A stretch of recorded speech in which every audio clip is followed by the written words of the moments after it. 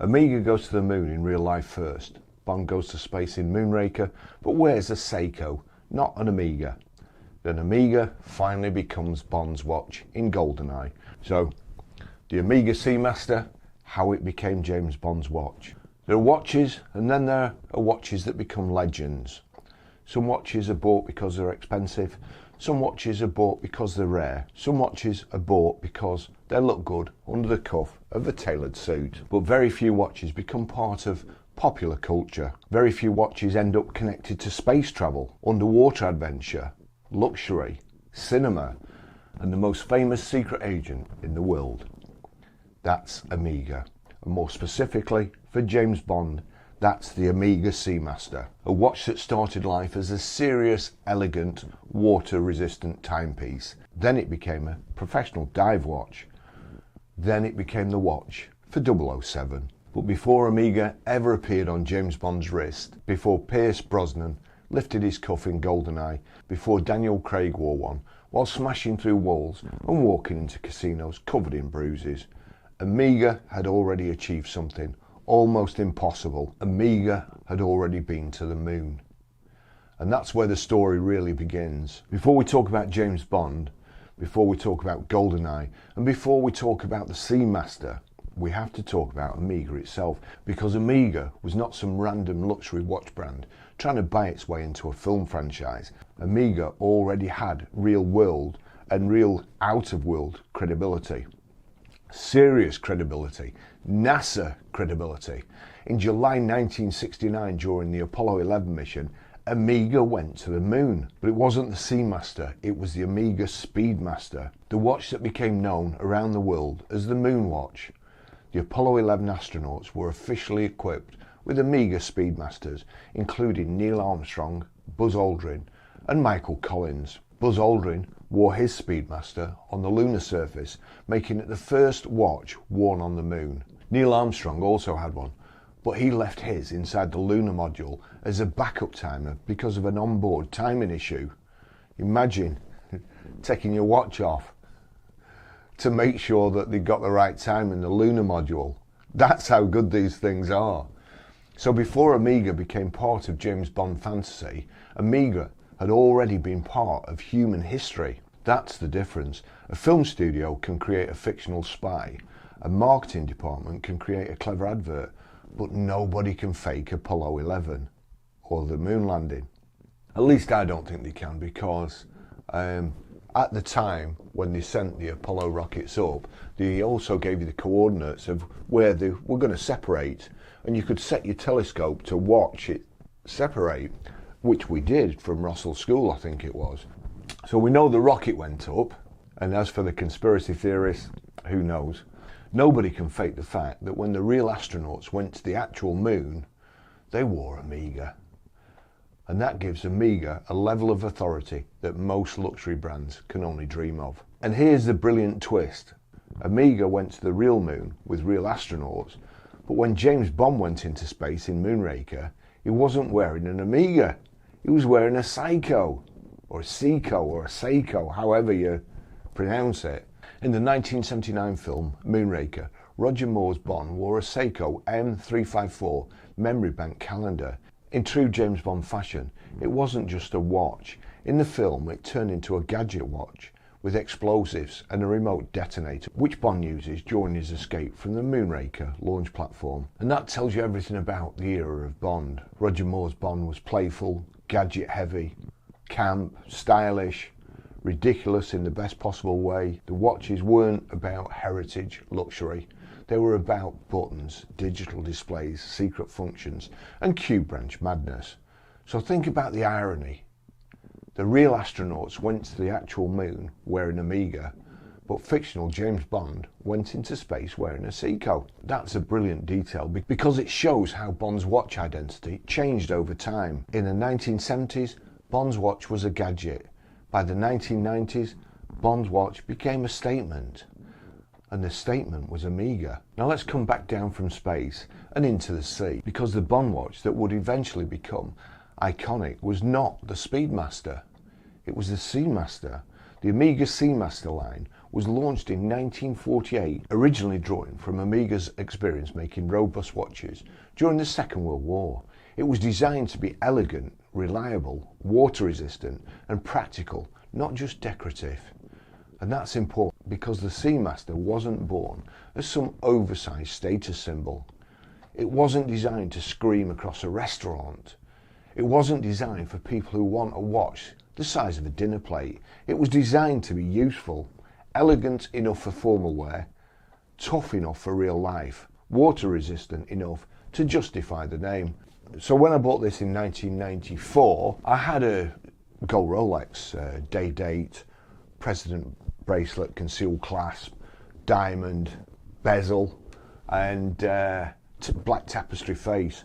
It was a beautiful watch, but it wasn't an everyday wearer.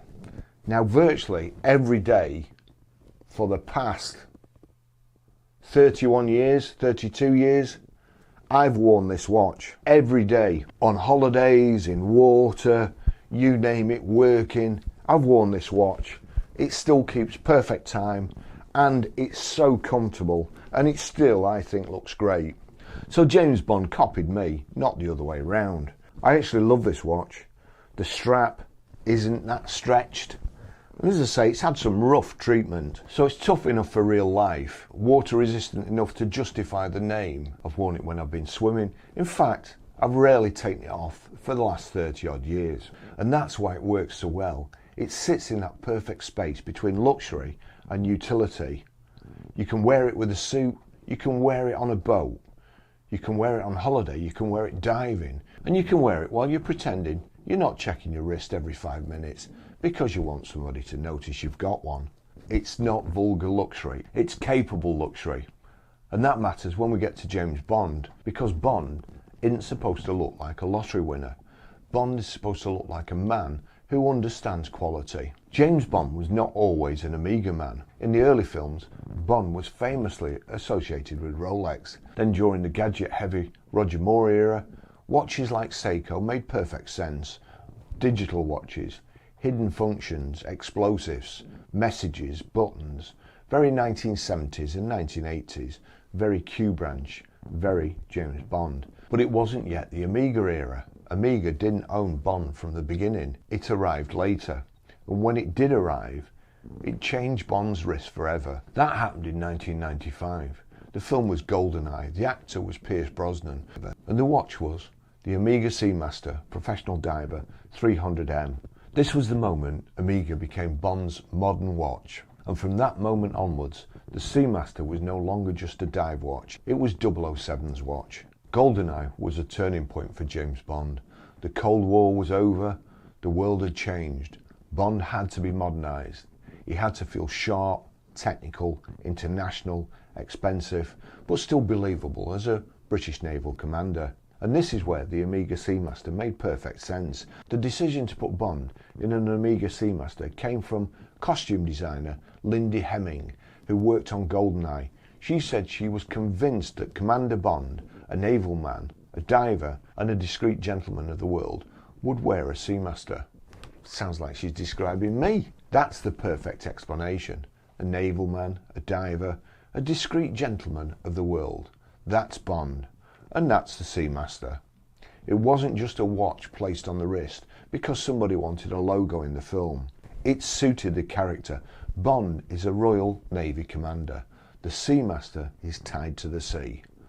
Bond wears tuxedos. The Seamaster can sit under a cuff. Bond gets into brutal situations. The Seamaster looks tough enough to survive them. Now, let me just tell you, as much as I love this watch, I can also tell you how tough it is. See that there? That lump? I was wearing this when a lorry reversed into the car that I was driving at high speed. The watch and the watch strap didn't give. What did give was my wrist. I had my hand on reverse gear.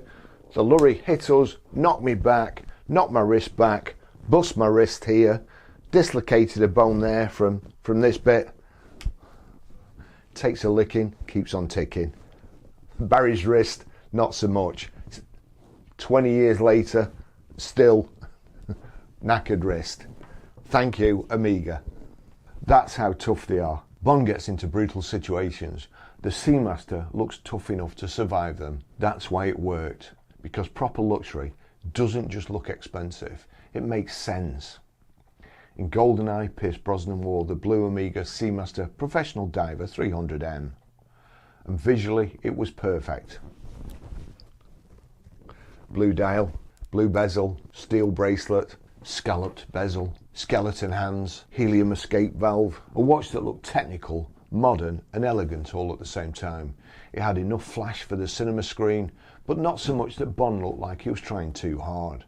That's a difficult balance. Too plain, nobody notices. Too loud and Bond starts to look like a nightclub doorman who won a watch in a raffle. The Seamaster landed right in the middle. Stylish, sporty, masculine, slightly dangerous, and most importantly, believable. You could imagine Bond wearing it underwater. You could imagine Bond wearing it with a tuxedo. You could imagine Bond using it to time an explosion. And you could imagine the astronauts using it to check the time in the lunar module. Which of course brings us to gadgets. Because this is James Bond, the watch couldn't simply tell the time. That would be far too sensible. In GoldenEye, the Seamaster becomes a Q-branch gadget. It has a laser. It has a remote detonator. It becomes part luxury watch, part survival tool, and part ridiculous cinema magic. And this is where Omega won the marketing lottery, because audiences didn't just see Bond wearing an Omega, they saw Bond relying on an Omega. That's very different. The watch became part of the action, part of the escape, part of the fantasy. It wasn't background jewellery. It was involved in the film, and once that happens, a watch stops being just an accessory. It becomes part of the mythology. The Seiko in Moonraker was the gadget watch of the old Bond era.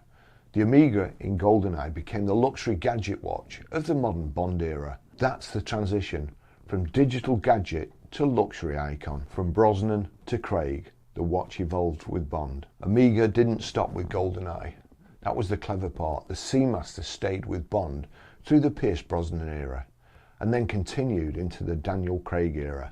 Daniel Craig. When it was announced that Daniel Craig was going to be James Bond, I was heartbroken. I couldn't believe it. A fair-haired Bond. Whatever next? And then, in my opinion, he became the best James Bond ever. But the watches changed as Bond changed. Pierce Brosnan's Bond was polished, smooth, elegant, very 1990s. The blue Seamaster Professional suited him perfectly. Daniel Craig's Bond was different, harder, rougher, more physical. A Bond who looked like he'd actually been punched in the face and punched back harder. So Omega adapted. In Casino Royale, Craig wore Omega watches, including the Seamaster Planet Ocean. Love that watch. And the Seamaster Diver 300M. Later Bond films continued to use different Seamaster models, including the vintage-inspired Seamaster 300 Inspector and the titanium Seamaster Diver 300M 007 edition in No Time to Die. And that's why the partnership lasted.